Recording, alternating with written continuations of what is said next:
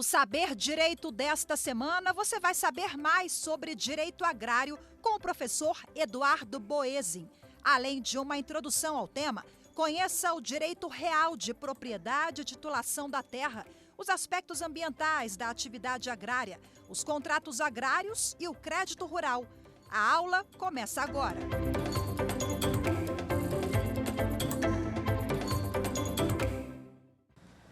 Olá, sejam todos muito bem-vindos à nossa quarta aula do curso de Direito Agrário do programa Saber Direito da TV Justiça. Uma satisfação muito grande estar aqui nesse palco, onde já passaram grandes nomes do direito e da advocacia. Uma satisfação poder contribuir com todo mundo que busca informação, busca conhecer o direito agrário. É sabido já que algumas bancas estão exigindo o conhecimento em direito agrário, de acordo, em consonância com a evolução do agronegócio, até em relação também ao avanço da sociedade, e que está cada vez mais antenada e necessitando de pessoas capacitadas que saibam conduzir e que entendam a atividade agrária, sobretudo na relevância que o agronegócio tem na relevância e na importância que o agronegócio brasileiro tem na economia interna. É sabido que 27% da economia brasileira é alicerçado no agronegócio, sobretudo no momento de pandemia.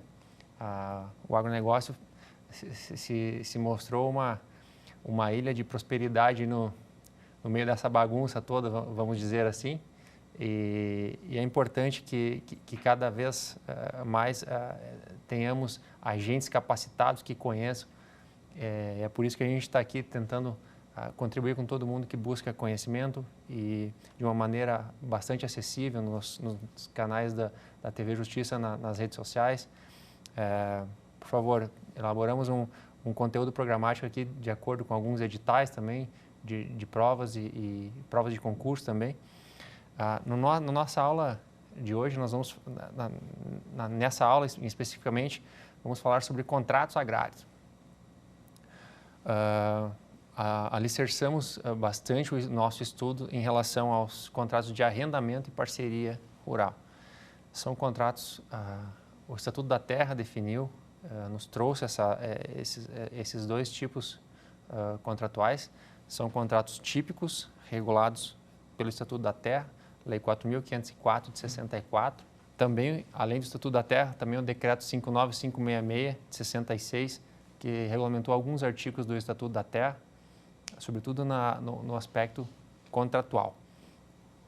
Os contratos agrários, eles têm uma forte conotação pública, um dirigismo estatal, protecionismo, e no ambiente onde eles foram redigidos, no ambiente de Guerra Fria, e onde existia uma evolução social, no sentido de que os pequenos proprietários,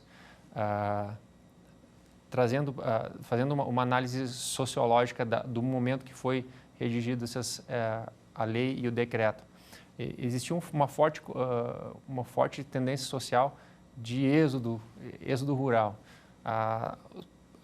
As famílias, eu posso traçar um paralelo em relação à minha família, eram famílias, pequenos proprietários rurais no interior, com uma quantidade de filhos bem elevada, onde a única alternativa, justamente pelo tamanho da propriedade, era o êxodo, ou uma redução ainda maior do tamanho das propriedades de quando existia o fracionamento.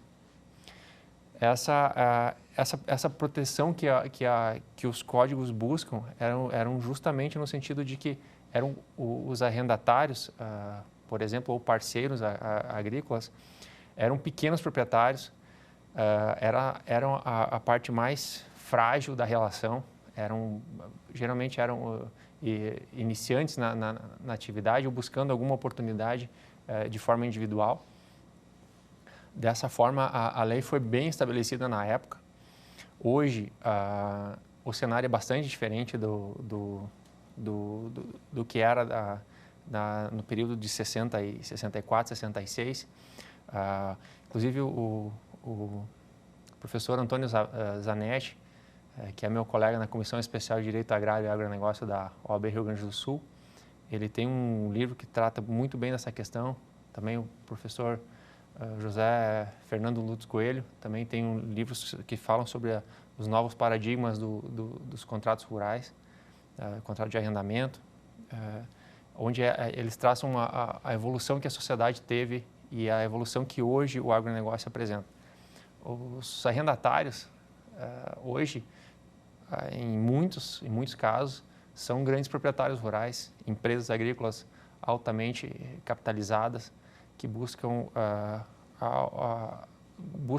produzir em áreas que não são deles. Por vezes, eles são muito maiores que os próprios proprietários.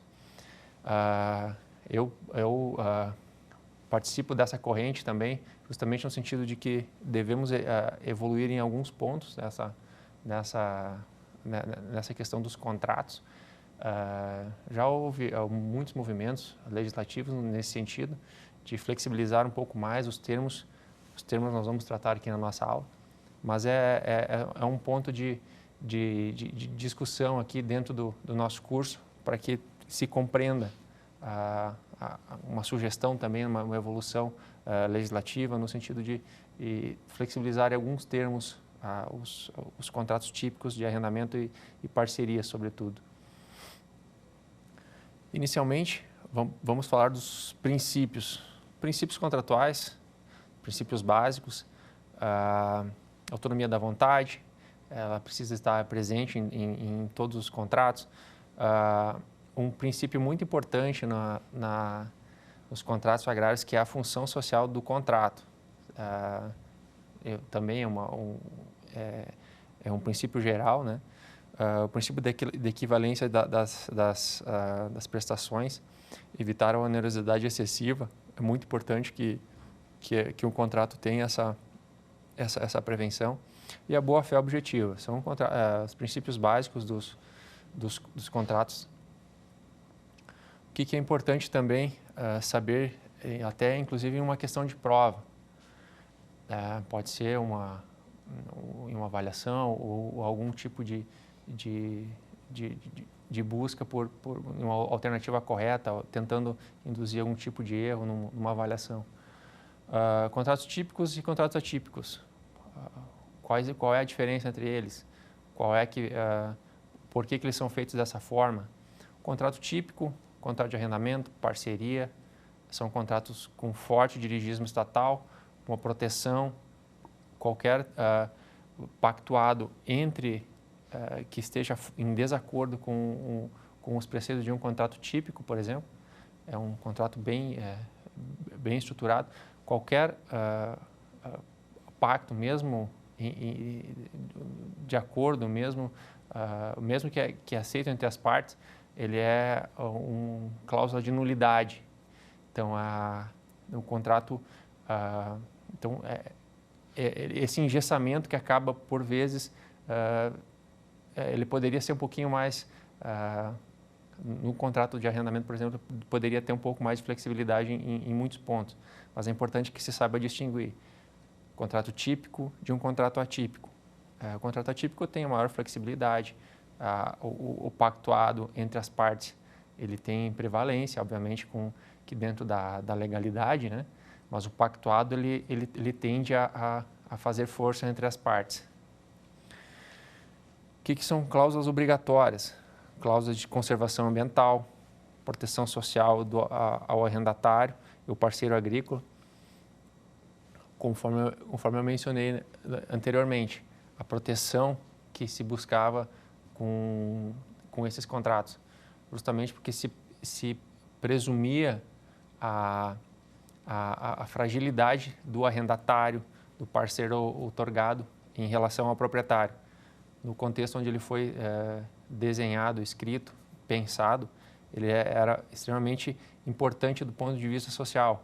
Hoje, essa evolução, os novos paradigmas, dos contratos agrários, eles merecem uma outra, acredito que uma outra ótica pode ser bem vantajoso, inclusive para a evolução dos negócios jurídicos rurais e evolução dos contratos também.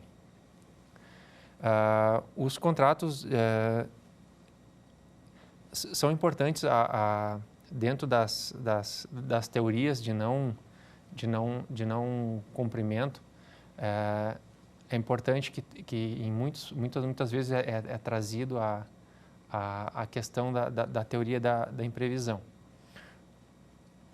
A atividade agrária, ela é refém de todas...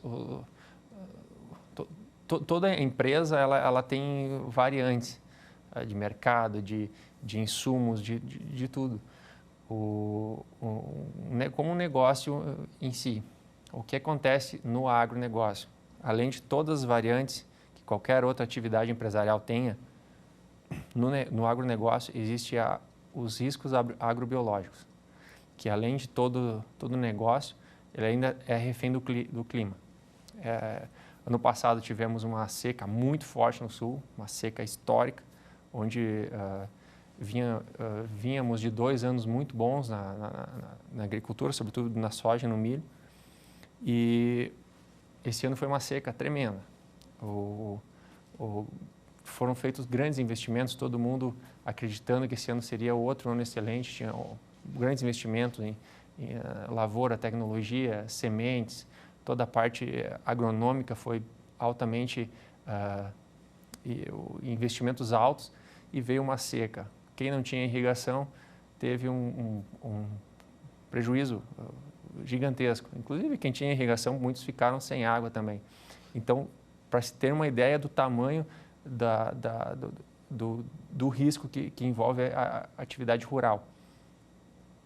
E algumas teorias que são trazidas, por exemplo, em uma negociação de um contrato onde tu vendeu uma safra por determinados valores, determinada quantidade de saco de soja ou de milho, enfim, e não tem esse grão para entregar.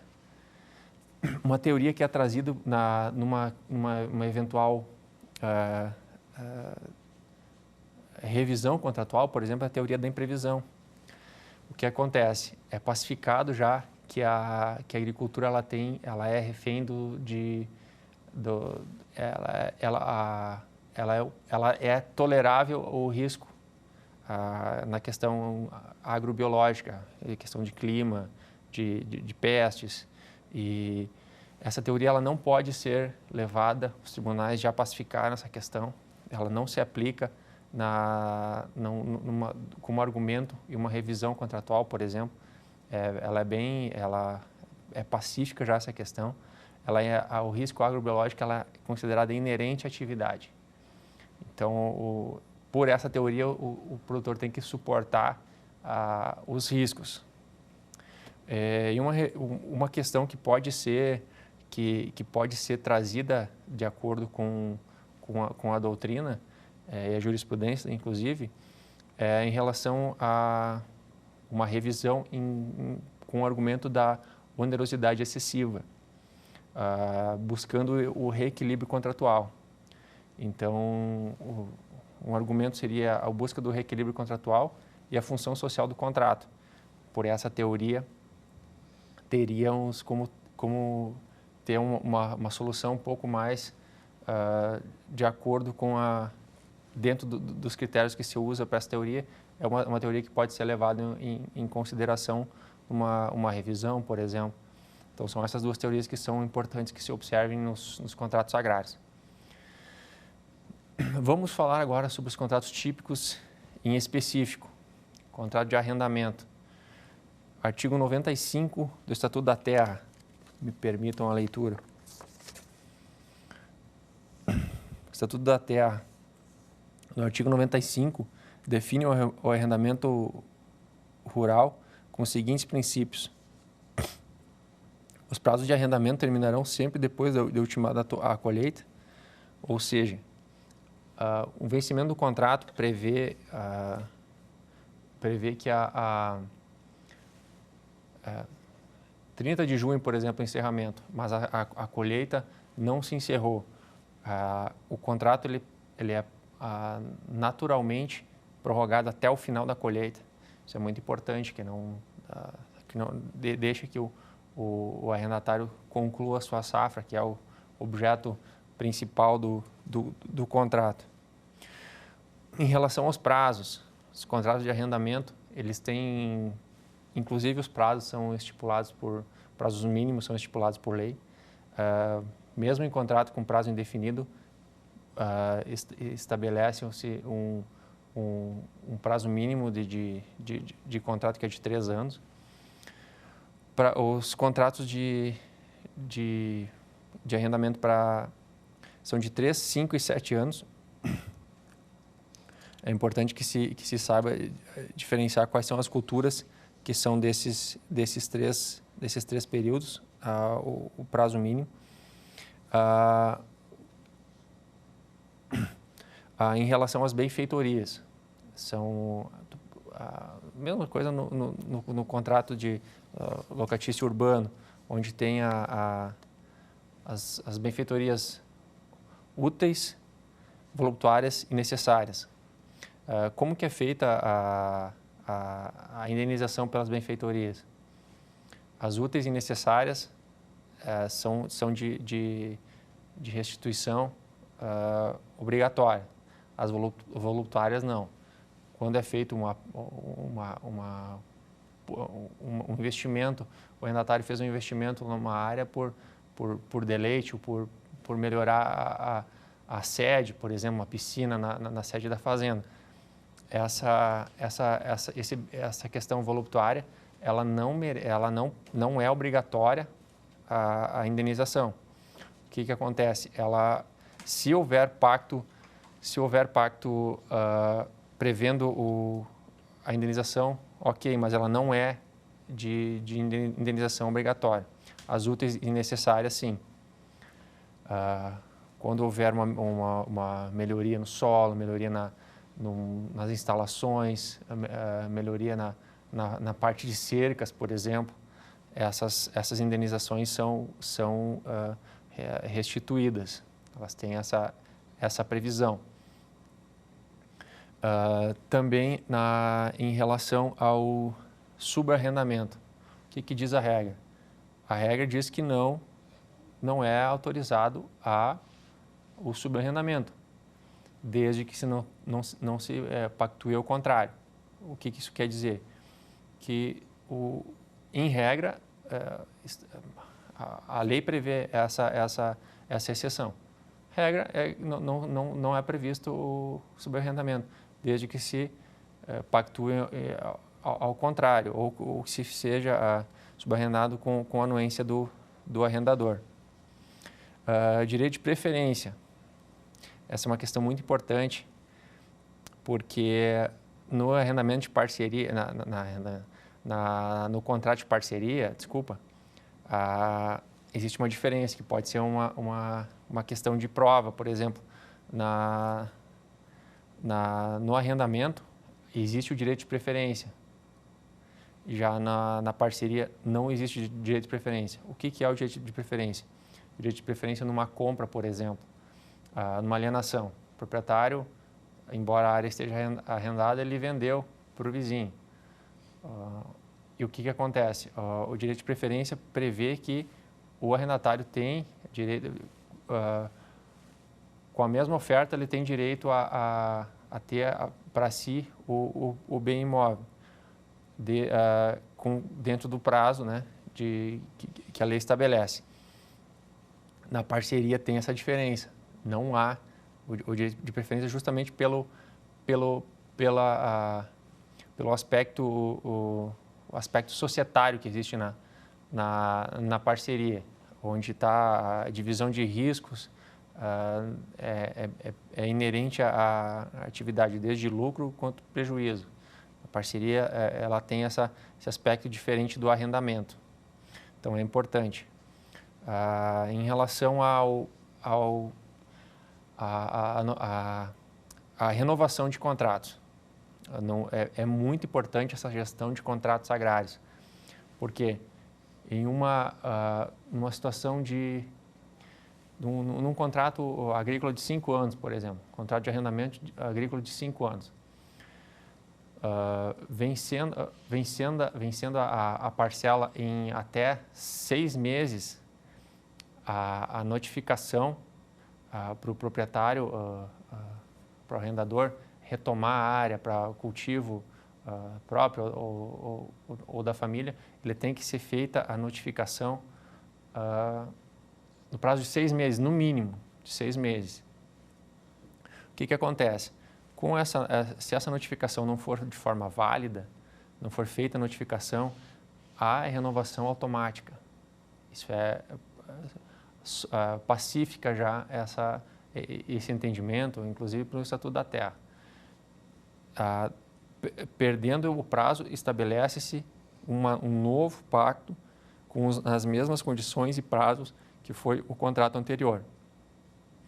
É muito importante essa gestão contratual, que ocorre uma série de confusões e um pouco de falta de conhecimento em muitas vezes, mas essa gestão contratual com um profissional que saiba, conheça os meandros e conheça a legislação é muito importante. É muito importante também que se saiba em relação à formalidade do contrato agrário.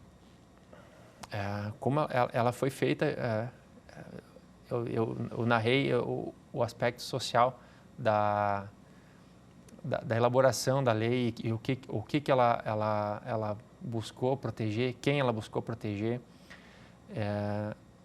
Ela permite, em relação à formalidade, ela permite contratos expressos e contratos tácitos.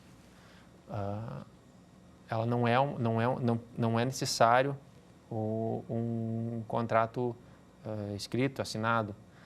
Ela permite, e é muito comum ainda em algumas regiões do Brasil, contrato no fio do bigode, como é conhecido, contrato sem nenhuma formalidade, sem nenhuma assinatura, nenhuma segurança jurídica, nenhum pacto além do que foi acordado entre os pactuantes, arrendador e arrendatário. É importante que se saiba também que uma eventual avaliação, ou que se saiba que é possível e é totalmente válido um contrato tácito. Então, ela tem validade de lei, ela tem que respeitar os prazos, tem que respeitar tudo que preceitua já o Estatuto da Terra no artigo 95. Em relação também, a gente de preferência também já foi trabalhado, as benfeitorias também, foram tratadas aqui a divisão das 3 voluptuárias, são indenizáveis na medida em que houver esse pacto, mas as úteis e necessárias são de indenização obrigatória do arrendador. Vamos falar do outro contrato típico, que é o contrato de parceria, Estatuto da Terra, artigo 96. E também ele é tratado na lei, no decreto regulamentador 59566, de 66, no artigo 4º e 5º. No contrato de parceria existe o aspecto societário, como eu já mencionei antes. Ele tem um benefício fiscal em relação ao contrato de arrendamento. Por muitas vezes também ele acaba tendo uma confusão, que já foi bastante combatido pela Receita Federal, né? Então tem que ter bastante cuidado, né, nesse aspecto, para que não se confunda um contrato da forma operacional com um arrendamento, mas que leva o nome de parceria, porque essa tentativa não é válida e pode ser bastante perigosa, justamente porque são dois institutos totalmente diferentes. Na partilha de riscos do contrato de parceria, é importante que se entenda o espírito empresarial da relação entre os dois, parceiro outorgado e outorgante, divisão de lucros, divisão de riscos, divisão de prejuízos, tudo dentro da lei que ela estabelece a remuneração. Inclusive isso é pactuado dentro do decreto 59566, a remuneração que seria adequada em relação aos parceiros. Em relação ao direito de preferência, uma atenção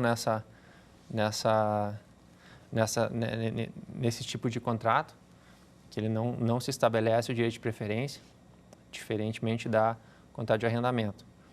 Tem que ter bastante cuidado nessa questão. Em relação aos contratos, as garantias. Garantias, não há objeção em relação a um contrato ter uma fiança, um penhor rural, por exemplo. Não há nenhuma objeção nesse sentido. É possível o pacto de garantias nesse tipo de contrato. Em relação ao direito de preferência também, a ação que se maneja em relação a um direito de preferência que não foi observado, o direito de preferência, ou prelação, ou preempção. O artigo 92 do Estatuto da Terra, parágrafo 3º e parágrafo 4º, nos traz que que define esse direito de preferência, e a ação adequada é justamente uma ação de preempção, que seria o manejo correto. Em relação também à revisão, já tratamos, pela oscilação de preços, é muito comum. Nesse ano, o que aconteceu, por exemplo, num caso prático? Muitos casos práticos, na verdade. Eu falo agora em junho de 2022, os contratos a safra que se encerrou em maio, os contratos de soja, contratos futuros, foram vendidos em março de 2021. Contratos que foram, na época da assinatura do contrato, a saca de soja estava em torno de R$ 75. Muitos contratos foram feitos de venda lá em março de 2021 em torno de R$ 90. E na época de entrega, o soja estava valendo quase R$ 200.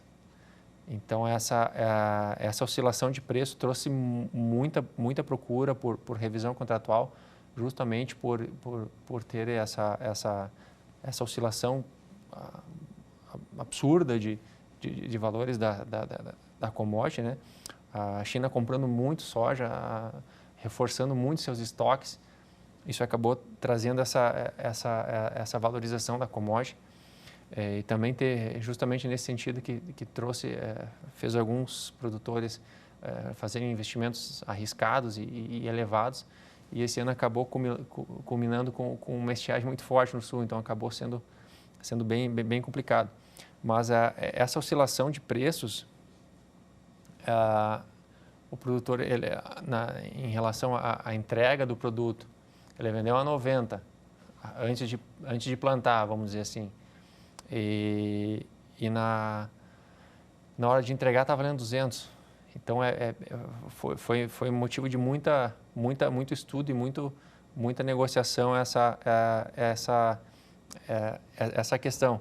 Mas a revisão contratual, buscando esse negócio, ela não é indicada, justamente por estarmos numa cadeia tão complexa como é o agronegócio, com contratos de empresas recebedoras de grão já com soja vendido. Então seria um risco a mais para a imagem do Brasil, inclusive.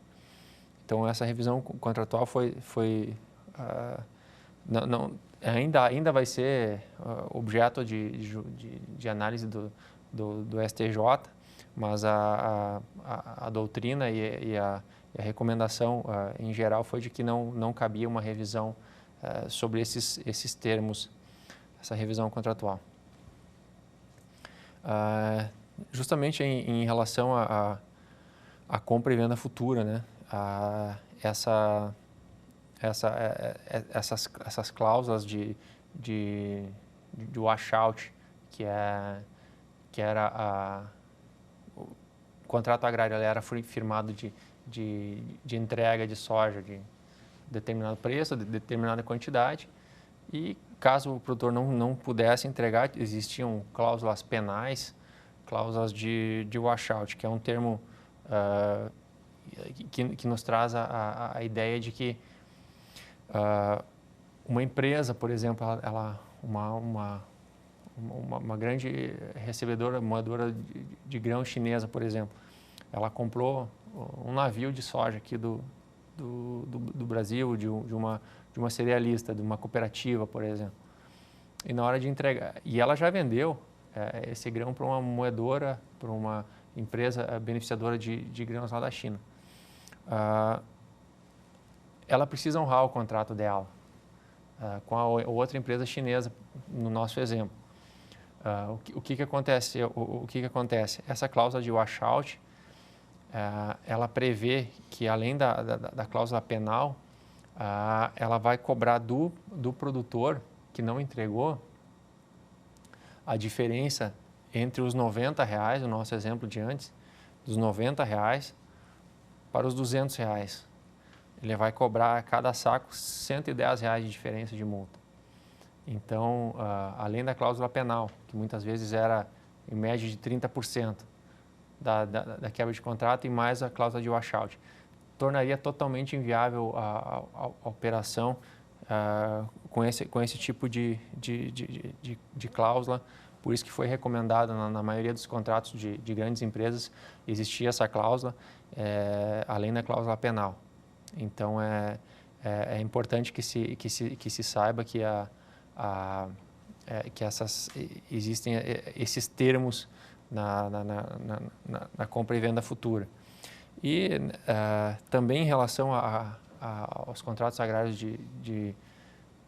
futuros, essa venda, ela de certa forma, retomando o nosso exemplo de antes do produtor que vendeu a R$90 o saco, quando ele fez a venda, quando ele vendeu, aceitou que a cooperativa pagasse aqueles R$90 para ele, ele travou o preço. E ele, de certa forma, ele ganhou dinheiro no momento da venda daquela soja. Ele provavelmente deve ter visto que no dia da assinatura estava 80, 78 e já previu 90. Então ele travou, foi tipo uma proteção contra a oscilação negativa, e ele já cobriu os custos de produção dele. Ele já previu isso, já calculou isso. Então, de certa forma, foi uma forma de proteção. Em linhas gerais, seria esse é o ponto de compra e venda futura. Revisão contratual também traçamos ali os princípios e possibilidades em relação ao equilíbrio contratual, em relação à valorização e riscos. Vamos falar em relação aos contratos atípicos. Em relação aos contratos atípicos, que permitem uma maior flexibilização dos termos, maior abrangência de objetos, de formas de contratação. Dentro dos contratos agrários, gostaria de trazer inicialmente o contrato de pastoreio, ou de pastoreio pecuário, um contrato muito comum no Sul, no Uruguai, na Argentina também. Tem um livro do colega Roberto Bastos Fagundes de Gino, colega da Comissão Especial de Direito Agrário e Agronegócio da OAB Rio Grande do Sul, traz de forma brilhante esse tema de contrato de pastoreio pecuário, que traz todas as nuances desse tipo de contrato que são feitos de maneira, digamos que emergencial, uma situação de uma enchente, onde tem escassez de pasto em determinadas regiões, onde pode ser manejado um novo local para o rebanho, por exemplo, onde o contratado ele tem o proprietário da área, ele deve manejar os bois, o período costuma ser curto período de tempo, em torno de 3 meses a 1 ano, de maneira geral. Não há uma limitação, sendo um contrato atípico, mas usualmente são contratos verbais também. São bastante comuns sendo dessa forma, justamente pela efemeridade. São contratos curtos, onde dá um manejo justamente pela necessidade. É importante que se tenha essa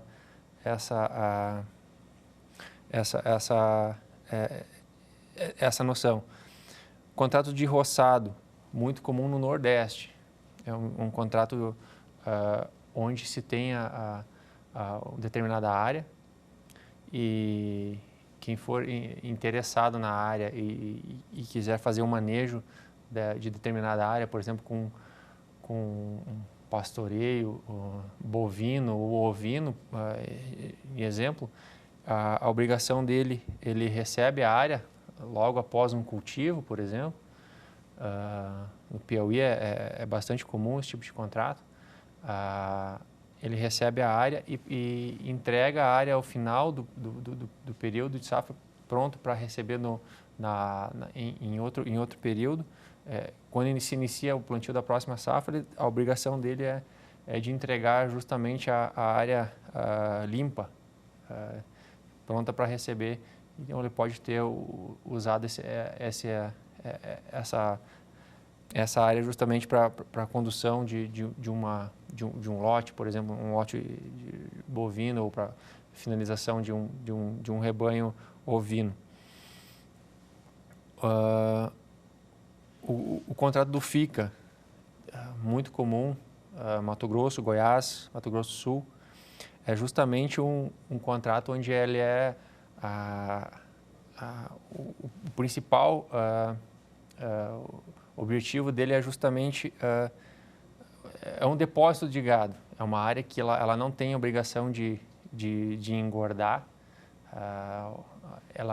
Períodos de alagamento, por exemplo, em regiões do Pantanal, ela pode ser feito um contrato do FICA justamente para tirar áreas, o gado da região onde se tem a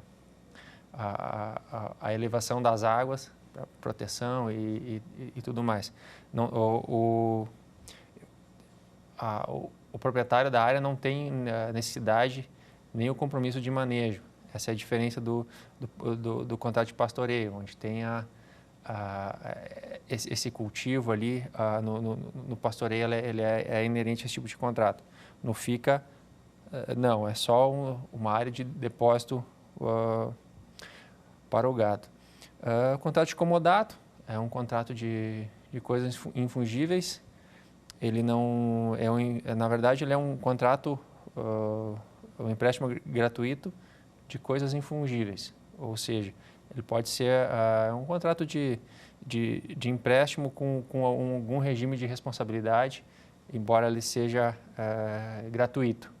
São esses os tipos de contrato e a divisão de contratos agrários que eu entabulei aqui, justamente buscando as nuances de cada tipo.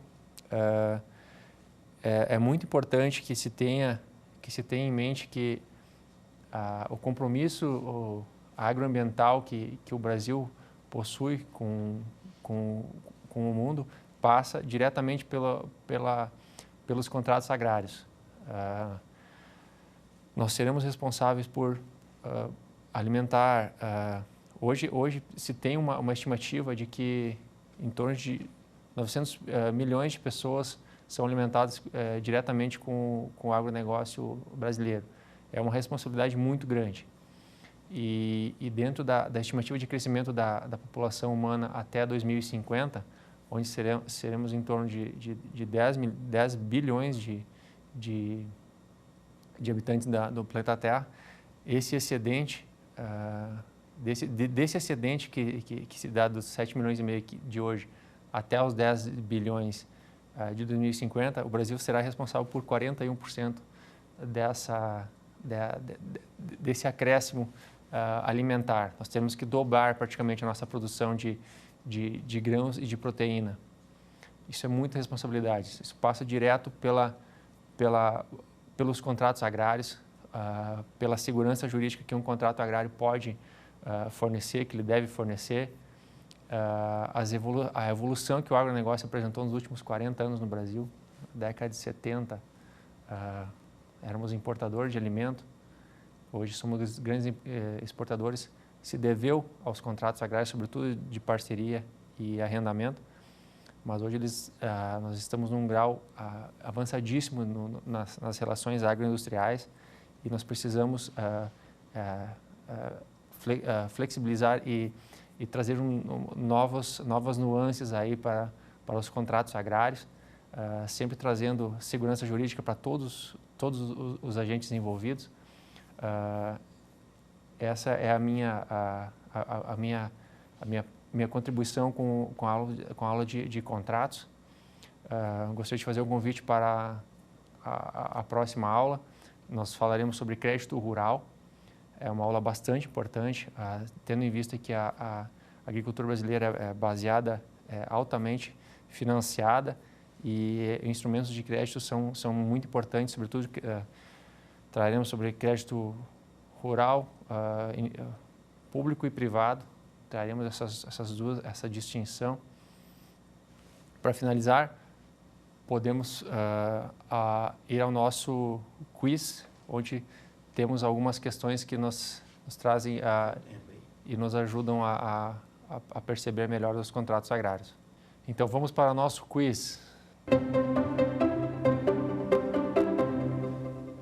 Está correto apenas o que se afirma em: os contratos agrários nominados são regidos pelo princípio da autonomia da vontade, não cabendo ao Estado intervir nas relações neles disciplinadas? Contratos agrários nominados ou típicos, também é a nomenclatura que se usa. Essa alternativa merece um ponto de atenção. Alternativa B, arrendamento rural é o contrato agrário pelo qual uma pessoa se obriga a ceder a outra, por tempo determinado ou não, o uso e gozo do imóvel rural, parte ou partes do mesmo, incluindo ou não outros bens, benfeitorias ou facilidades, com o objetivo de nele ser exercida atividade de exploração agrícola, pecuária, agroindustrial, extrativa ou mista, mediante certa retribuição ou aluguel, observados os limites percentuais em lei. Muito boa alternativa. Vamos às demais. É vedado o subarrendamento no contrato de arrendamento rural. Essa questão foi trazida em aula, merece um ponto de atenção. Alternativa D, pessoa jurídica não pode ser arrendatária do contrato de arrendamento. Também foi trazida em aula essa questão. Então, vamos observar a alternativa correta, a nossa primeira questão. A alternativa B é perfeita, ela traz, o conceito dela é bastante completo e bem claro. Vamos analisar, então, a alternativa A, por que ela não está correta. Contratos agrários nominados ou típicos são regidos pelo princípio da autonomia da vontade, não cabendo ao Estado intervir nas relações entre eles. Lembre-se, contrato de arrendamento, Estatuto da Terra, Decreto 59566, tem um forte dirigismo estatal. Qualquer cláusula que não tenha relação e não esteja disciplinado entre elas, a legislação, ela é passiva de nulidade. Então, essa questão está errada. A alternativa C, ela está errada justamente foi uma questão que nós conversamos em aula. O subarrendamento, ela não prevê desde que, só que ela não é vedada, desde que haja concordância do arrendador. A pessoa jurídica não pode ser arrendatária do contrato de arrendamento rural. Hoje, grandes grupos agrícolas, empresas agrícolas são arrendatárias. Não tem essa restrição em relação ao tipo de pessoa física ou jurídica. Alternativa B. Vamos para a próxima.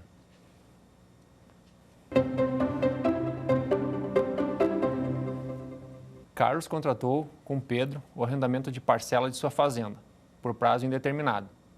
Após um ano da celebração do contrato, concluída a primeira colheita, Carlos, proprietário da fazenda, resolveu vender o imóvel e rescindir o contrato com o que não concordou Pedro. Em face dessa situação hipotética, julgue os itens. A rescisão desse tipo de contrato pode ser feita unilateralmente pelo arrendador sem a ciência do arrendatário, pois o primeiro possui direito potestativo em desfazer o contrato a qualquer momento. Alternativa B. Nos termos do Estatuto da Terra, Pedro tem direito de preempção sobre o imóvel arrendado. Independentemente do valor obtido por oferta de terceiro para a compra da fazenda, essa deverá ser vendida em melhores condições para o arrendatário. Alternativa D. Na espécie, o tipo de contrato existente entre Carlos e Pedro não se relaciona ao direito agrário, mas ao direito civil, em razão da existência do possível compra e venda. Vejamos então, a questão também trazida em aula, vejamos a alternativa correta. Direito de preempção, direito de preferência, ação também de preempção. A ação também pode ter o nome de direito de prelação, preempção ou preferência do imóvel. Alternativa correta, a letra B. Vejamos a letra A. A rescisão desse tipo de contrato pode ser feita unilateralmente pelo arrendador sem a ciência do arrendatário, pois o primeiro possui direito potestativo em desfazer o contrato a qualquer momento. Alternativa totalmente errada. Independentemente do valor obtido por oferta de terceiro para a compra da fazenda, essa deverá ser vendida em melhores condições para o arrendatário. O direito de preferência, ela prevê condições iguais. Não há qualquer distinção entre as condições de compra por um terceiro ou do arrendatário. Alternativa D. Na espécie, o tipo de contrato existente entre Carlos e Pedro não se relaciona com o direito agrário, mas direito civil, em razão da existência de uma possível compra e venda. Um contrato agrário típico, não há que se falar em outro tipo de contrato, sendo, portanto, a letra B perfeita para a nossa segunda questão. Vamos à terceira questão, então.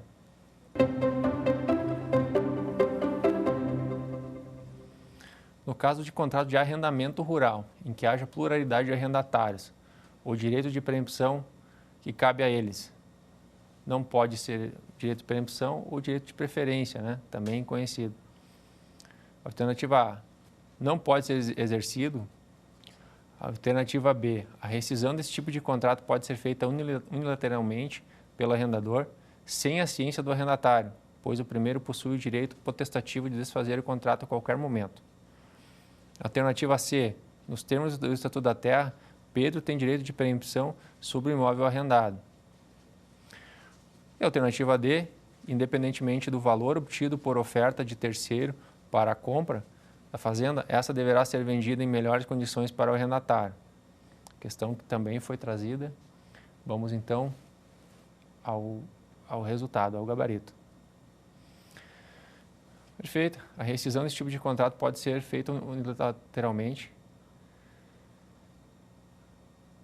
pelo arrendador sem a ciência do arrendatário, pois primeiro possui o direito potestativo de desfazer o contrato a qualquer momento. Em complemento à nossa aula, é importante que nós consigamos trazer também à luz o nosso estudo o contrato de integração, que são contratos que trouxeram uma grande segurança para produtores, sobretudo produtores de frangos e suínos, regiões do Mato Grosso, Goiás, do Sul também.